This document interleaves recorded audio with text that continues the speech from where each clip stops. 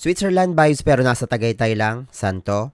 I got you. Ay mga ka-travels, ngayon nandito tayo ngayon sa Windmill Luzon area at Crosswind Tagaytay. And grabe guys, sobrang presko, sobrang relaxing. Yung feeling na parang nasa Europe ka lang pero hindi ka lumabas ng Pilipinas. By the way guys, updated entrance fee here is 100 pesos per head and 50 pesos naman per vehicle. And good news, kapag nag-check-in ka mismo inside Crosswind, free na ang entrance at parking. Yes, wala ka nang babayaran, sulit na sulit talaga. Pag nasa loob ka na, pwede ka mag-strolling, mag-jogging, mag-chill lang, or mag-relax habang ini-enjoy ang cool weather ng Tagaytay. Super daming pine trees, fresh air, tahimik, perfect pang unwind from city stress. Madami ring restaurant and cafe sa loob, so hindi mo na kailangan lumabas. Imagine coffee sa hapon habang malamig ang hangin. Super relaxing ng vibes talaga. Best time to go here late afternoon para hindi na mainit. Plus ang ganda ng sunset. At pag gabi na, iba na yung feels pag nakailaw na yung paligid. Super romantic, super cozy. So kung hanap nyo ay staycation na walking distance lang sa Windmill Luzon area, pwede kayo mag-book sa Crosswind Nature View Suites. Kapag Tower 3 kayo naka-check-in, nasa 5 to 8 minutes walk lang papunta sa main area. Kapag Tower 1 and 2 naman, around 3 to 5 minutes walk lang. Kung gusto nyo naman ng walking distance lang sa Napa area, pwede kayong mag-book sa Alpine Villas at Crosswind Tagaytay. Pwede nyo itong i-book sa Agoda and use my promo code ChefHamagoda to save up to 10%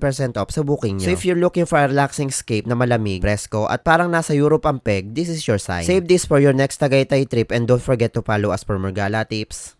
Bye!